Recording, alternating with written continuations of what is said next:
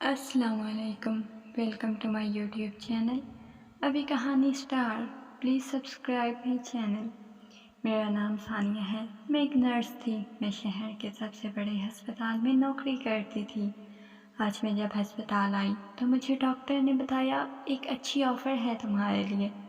میں تھوڑی حیران ہوئی. وہ کہنے لگے تمہیں ایک گھر میں پاگل لڑکے کی دیکھ بھال کرنی ہے جس کے تمہیں بہت اچھے پیسے ملیں گے. اتنا زیادہ خیال بھی نہیں رکھنا، بس اسے وقت پر میڈیسن دے دینا.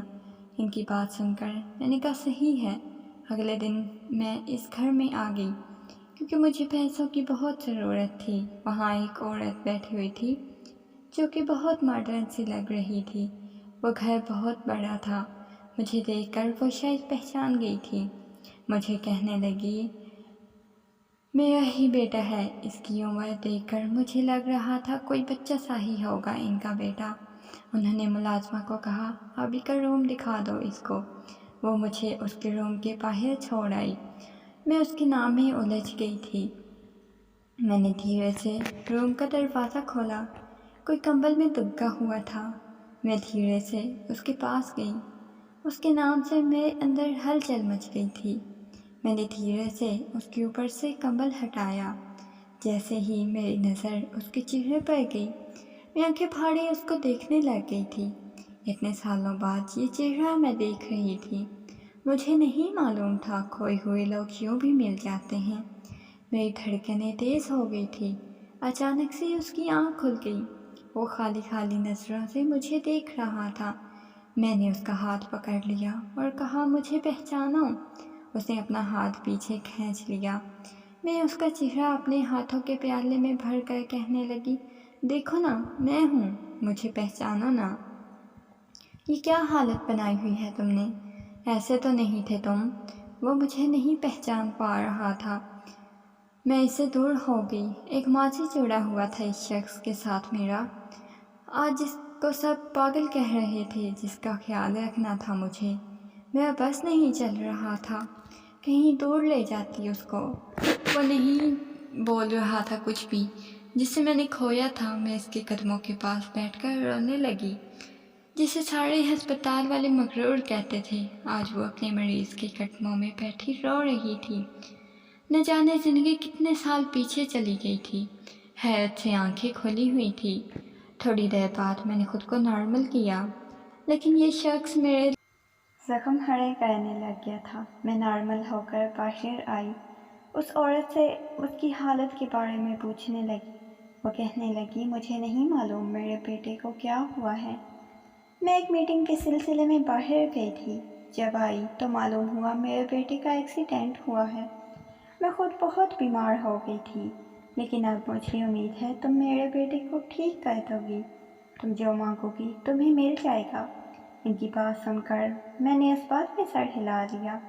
اس کے بعد میں اس کا دن رات خیال رکھتی تھی کیونکہ میں اسے اپنا مریض نہیں سمجھتی تھی. میرے لیے وہ کچھ اور ہی تھا. اکثر وہ مجھے خالی خالی نظروں سے گھورتا تھا. کبھی وہ کچھ نہیں بولا تھا. رات کے وقت میں یہاں ہی ہوتی تھی. میں لاؤنج میں سو رہی تھی. اچانک سے میری آنکھ کھلی. کوئی نقاب پوش لڑکی اس کے کمرے کی طرف جا رہی تھی. میں نے حیرت سے اس لڑکی کی طرف دیکھا پھر وہیں لیٹی رہی. نہ جانے کب وہ باہر نکلی. اس کے ہاتھ میں پیسے تھے. وہ لے کر جا رہی تھی. مجھے اس کے روم میں رات کے وقت جانے کی اجازت نہیں تھی. اس کی طبیعت زیادہ خراب ہوتی تب ہی جاتی تھی. صبح ہی صبح میں اس کے روم میں آئی. وہ بیٹھا ہوا تھا بیک گراؤنڈ سے ٹیک لگائے. میں اس کے پاس آئی. اس کے ہاتھ کو پکڑ لیا اور پوچھا کیسے ہو؟ طبیعت کیسی ہے؟ اس کی پیشانی سے بال سائڈ پر کیے.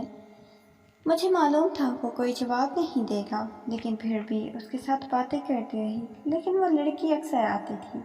مجھے اس پر غصہ بھی آتا تھا. آخر وہ کرنے کیا آتی تھی؟ آج وہ نہیں آئی تھی.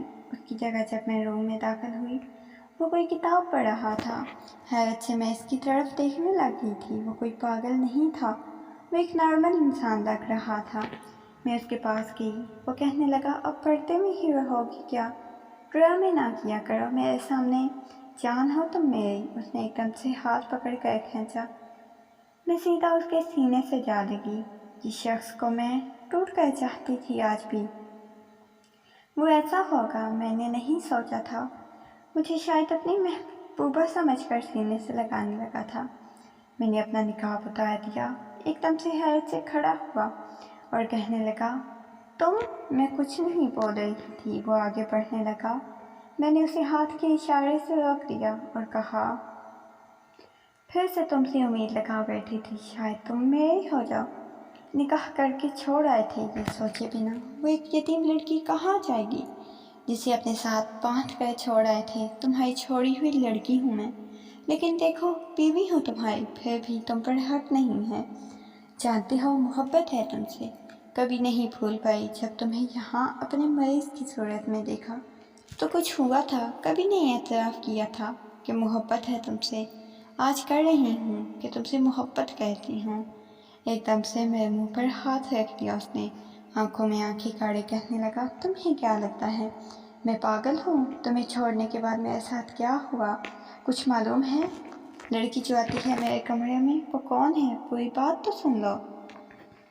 आज भी तुमसे ही मोहब्बत करता हूँ, आज भी तुम्हारा ही हूँ। अभी भी मालूम था तुम आई हो, क्योंकि जुमा की रात को वो नहीं आती। वो मुझे इंजेक्शन लगा कर जाती है, पागल करने वाले। लेकिन उसे क्या मालूम वो कुछ असर नहीं करती मुझ पर इंजेक्शन।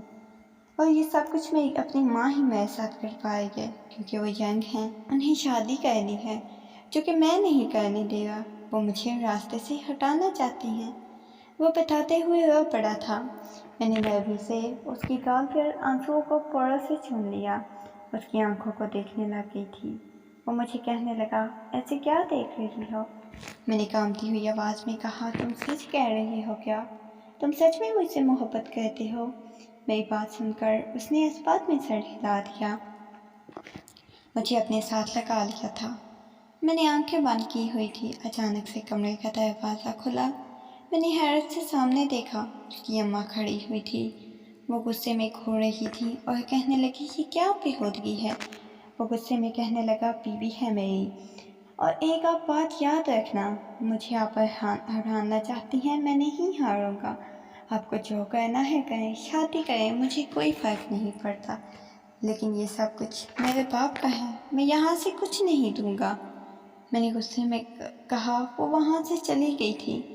मैं उसे देख रही थी। मुझे किसी से कर्ज नहीं थी, मुझे बस वो मिल गया था, उसके सिवा मुझे कुछ नहीं चाहिए था। उसकी माँ ने वही किया जो करना चाहती थी।